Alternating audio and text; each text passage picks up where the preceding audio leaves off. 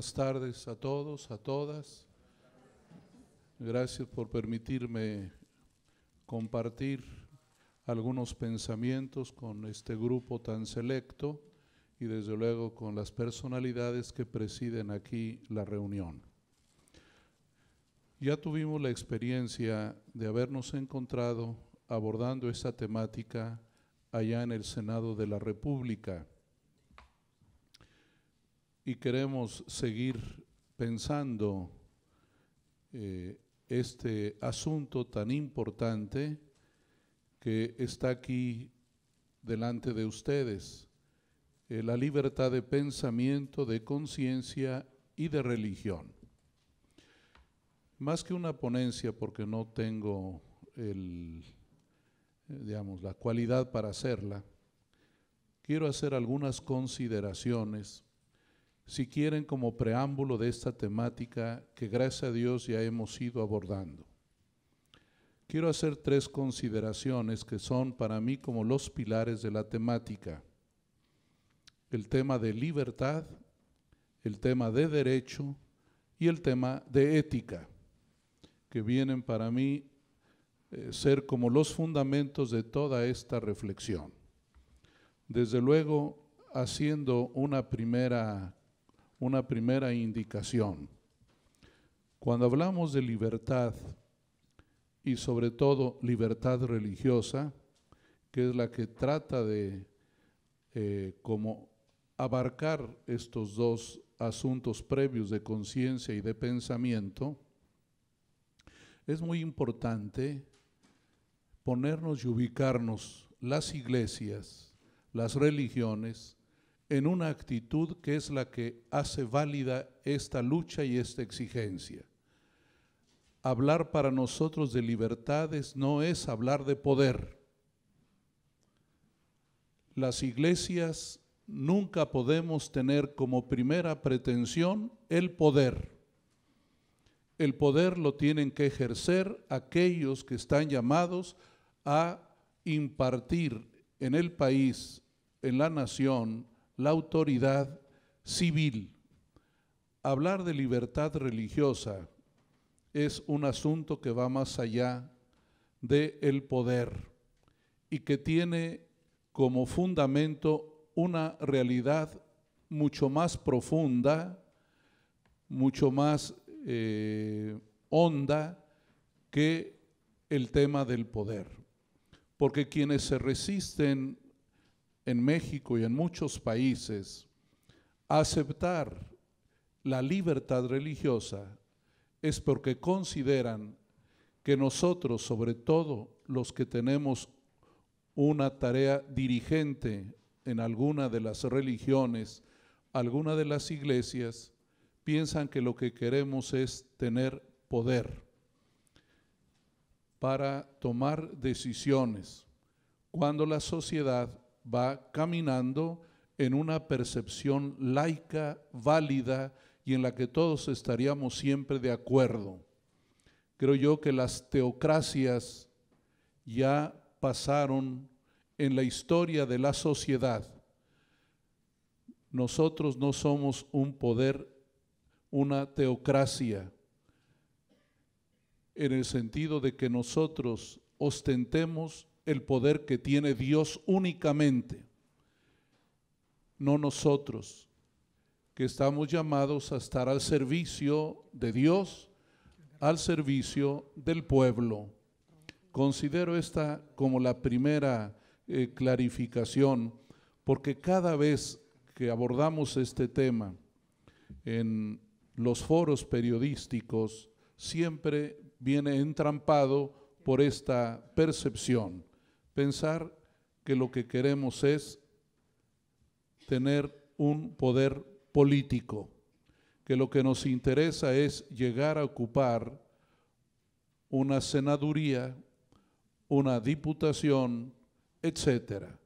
Creo yo que cuando hablamos de libertad religiosa estamos totalmente en otro tenor, en otro asunto.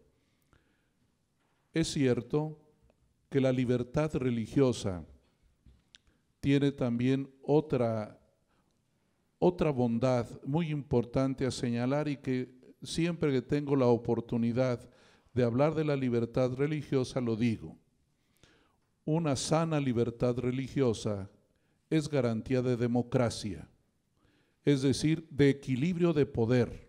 Eso es la democracia, el equilibrio del poder, que nadie abuse de nadie, que los poderes se controlen uno a otro, como lo tenemos casi en todos los países democráticos. El poder legislativo, el poder judicial y el poder ejecutivo, que uno a otro tienen que controlarse, que uno a otro tiene que limitarse para evitar todo abuso de autoridad, todo autoritarismo o peor, toda dictadura. Este es un punto para mí muy importante. Y la libertad religiosa juega ahí un papel de equilibrio, de tal manera que yo me atrevo a decir siempre que la libertad religiosa es garantía de democracia. De hecho, cuando en una nación, en un país, se están limitando, se están traicionando los derechos del pueblo, lo primero que se hace es limitar la libertad religiosa, es decir, comienza la persecución religiosa. Por eso es bien importante que ustedes, nosotros, tengamos siempre esta claridad de la bondad de que en un país haya plena libertad religiosa, que es la única que puede garantizar la democracia real en un país. Esos dos considerando los hago antes de tocar los tres más importantes. Hablamos de libertad, hablamos de derecho y hablamos de ética. Las tres cosas que se protegen una a la otra. Miren, en la vida humana hay tres cosas bien importantes para ustedes y para mí, que son nuestras ideas, nuestros sentimientos y nuestras decisiones. Nosotros necesitamos libertad de pensar, libertad de sentir y libertad de actuar. Pensamiento, sentimiento y decisión. Lo que pensamos, lo que sentimos y lo que hacemos. Ese es el vasto campo de las libertades. Para poder entender cuando hablamos de libertad de conciencia, libertad de pensamiento y libertad de religión, que en resumidas cuentas, la última abarca o abraza las anteriores. La libertad de conciencia, la libertad de pensamiento es la libertad, en último término, la libertad religiosa. Por eso es muy importante cuando hablamos de libertad, ¿a qué nos estamos siempre refiriendo? La libertad tiene un opuesto, la esclavitud, el sometimiento, la pérdida de autonomía, la pérdida de saber tomar decisiones propias que se generan en nuestras ideas y se generan en nuestros sentimientos. Por eso también, cuando surgen las ideologías que se amalgaman ideas y sentimientos, hay el peligro también de que las ideologías se conviertan en una dictadura, es decir, en una invasión a las libertades personales. Cuando tú ya no puedes pensar, cuando tú ya no puedes decir lo que piensas, cuando tú ya no puedes compartir lo que sientes, y desde luego cuando ya no puedes tomar decisiones, quiere decir que has perdido la libertad. Por eso, cuando hablamos nosotros de libertad, vemos este panorama integral y globalizante de la persona y de la sociedad y de los grupos. Todos tenemos derecho a pensar, tenemos derecho a sentir y sobre todo tenemos el derecho de tomar decisiones en nuestra vida. Por eso es muy importante hablar de la libertad en este sentido. La libertad no es hacer lo que a mí me parezca, lo que a mí se me ocurra, sino entra ese equilibrio de mente, corazón y manos, es decir, lo que estamos pensando, lo que estamos sintiendo y lo que estamos realizando. Cuando una de esas tres ya no se puede desarrollar, quiere decir que estamos entrando en lo contrario a la libertad, que es la esclavitud. Cuando nuestras ideas ya no son libres, cuando soy engañado ideológicamente, cuando la corriente me lleva a pensar de modo distinto, donde no tengo claridad de las ideas, donde no me puedo emancipar de una corriente de pensamiento, quiere decir que estoy en una situación de no libertad. Por eso, la libertad religiosa viene a ser el garante de que podemos pensar, de que podemos sentir y de que podemos actuar. Pero siempre tenemos un referente. La libertad religiosa no tiene solamente como referente la ley civil. No es la ley civil la que te pone un límite. Es siempre para todos la ley divina. Es la que nos indica cuando eres libre.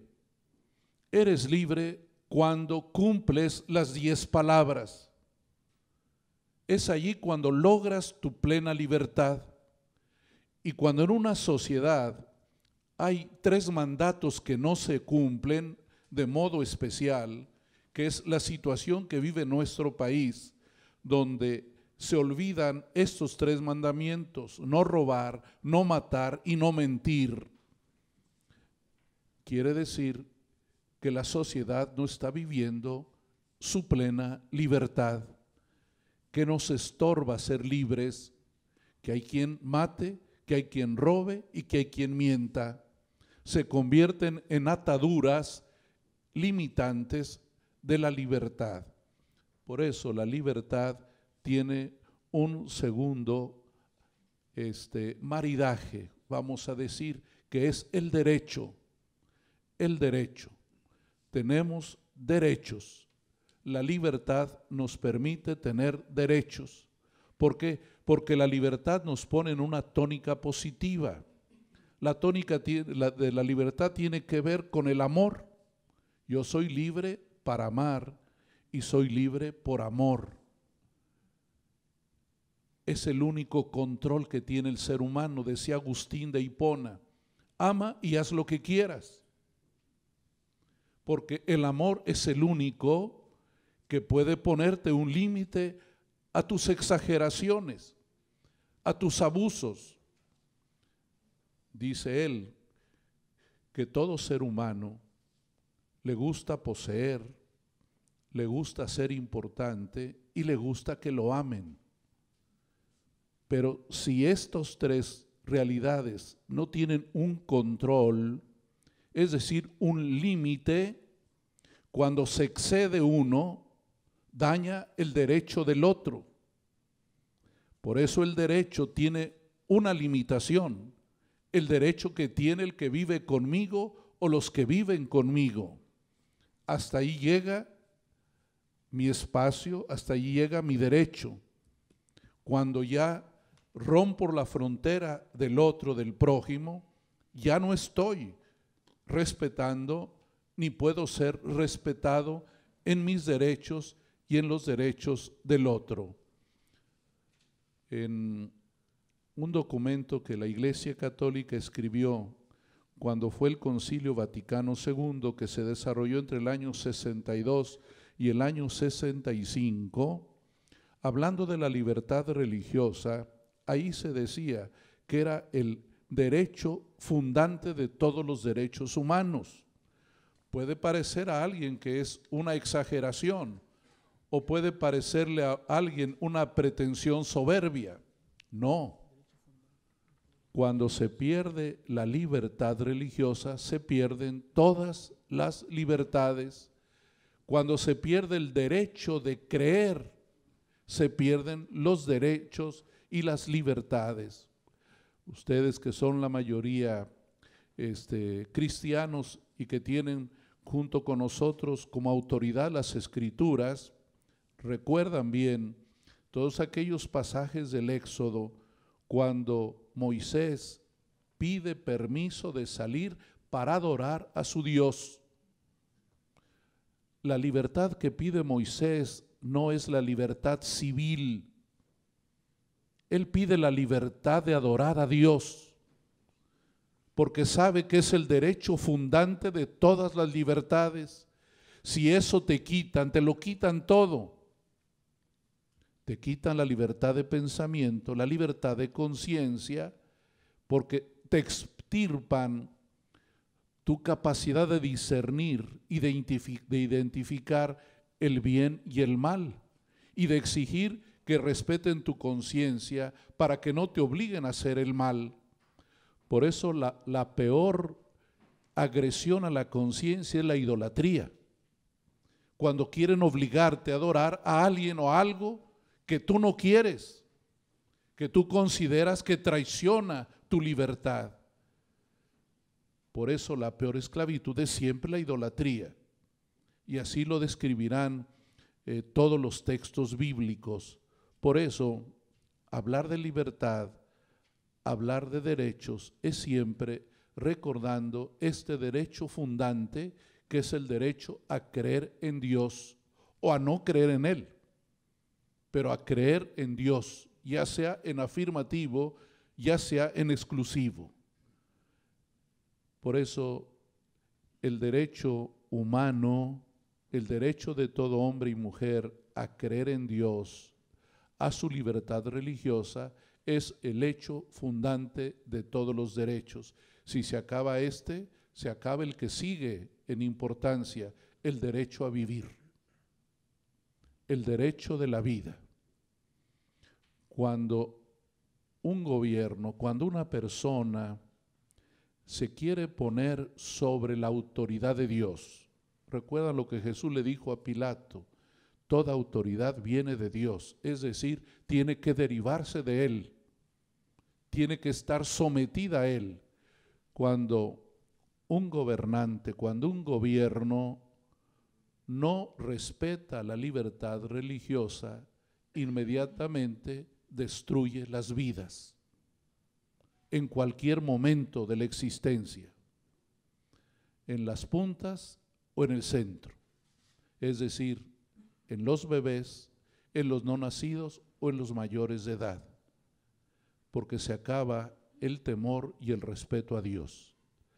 Por eso me atrevo siempre a decir, y así lo concebimos siempre, que el derecho a la libertad religiosa es el derecho fundante de todos los derechos. Si se acaba ese, no tenemos de dónde asirnos. ¿Cómo podemos hacer que nos respeten otros derechos si no tenemos este que es fundamental, el de mi pensamiento, el de mi conciencia y el de referirme a Dios donde yo quiero y como quiero? El tercer punto es la consideración de la contraparte. Cuando yo era niño me decían mis superiores, mis papás: a mayor libertad, mayor responsabilidad.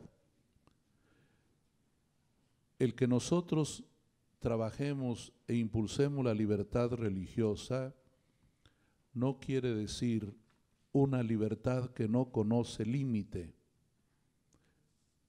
El límite que tiene siempre la libertad es la ética, es decir, el factor de moralidad. Nadie puede exigir derecho de libertad religiosa si va a traicionar los derechos de las personas. Una religión nunca puede ser destructiva. Una religión nunca puede ser abusiva, nunca puede mentir a sus fieles, ni puede llevarlos a cometer cosas que no van con la razón y que no van con la verdad. La ética es respetar la verdad, es respetar la razón. Ninguna iglesia, ninguna religión tiene libertad para lo irracional, para lo que se oponga a la libertad de cada persona, aquello que lo hace humano, que le da la libertad de pensar, de sentir y de actuar. Cuando hay un proyecto religioso que limita, que fanatiza, que no da la oportunidad de pensar, de decidir, pues está traicionando lo más importante, que es la libertad. Por eso considero que hay estos tres como fundamentos que considero yo importantes cuando hablamos de la libertad de conciencia, de pensamiento y de religión, que es una sola realidad. En el tema de la libertad como libertad para amar, la del derecho como esa exigencia que tengo hacia mi persona, hacia los demás, hacia mi comunidad, y desde luego la obligación que adquirimos las iglesias cuando exigimos libertad religiosa. No podemos actuar en contra del ser humano, no podemos nunca actuar en contra de la sociedad, no podemos ser iglesias peligrosas para el bien común. Siempre debemos de tener esta ética que nosotros la derivamos claramente de las 10 palabras que Dios reveló a Moisés y al pueblo de Israel, pero que son palabras universales, que son patrimonio de la humanidad, cualquiera que sea la religión, cualquiera que sea el modo de concebir a Dios. Estamos de acuerdo que hay estos 10 mandatos que nos dicen esto no, esto sí, ¿verdad? Educarnos en la libertad es educarnos en entender los límites que tiene la vida. Nadie puede pedir una libertad sin límites, que esa no existe. Recuerdan los que han leído el Génesis, cuando el Señor le dice a Adán y Eva que hay un límite, pueden comer lo que quieran, menos esto. A los seres humanos no nos gusta el límite, pero es necesario. Y este momento histórico, esta cultura que le llaman de la posverdad, y yo diría también del post-sentimiento auténtico, del post-amor, genera esta idea equivocada de que yo puedo hacer lo que quiera, que no hay ningún límite. Y tenemos que entender que libertad no significa ilimitación, significa construcción positiva. Para eso Dios ha permitido que haya iglesias, que haya religiones, para construir la sociedad y desde luego para que ustedes y yo lleguemos a nuestro mejor desarrollo humano, a nuestro mejor desarrollo espiritual. Así entiendo este asunto de la libertad religiosa. Ya después aquí los expertos entrarán en el tema de la ley, cómo hacer que todo este bagaje se plasme en las leyes, que tengamos gobernantes que entiendan que hablar de libertad religiosa no es hablar de privilegios.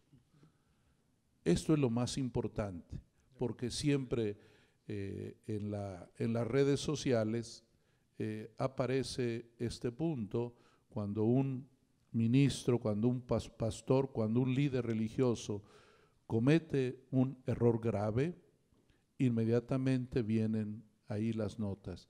Es que tienen demasiado poder. ¿verdad?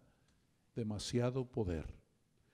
Y el poder nunca puede ir más allá de las libertades, de los derechos de los demás, porque tenemos libertad de pensar, libertad de sentir y libertad de tomar buenas decisiones. Muchas gracias.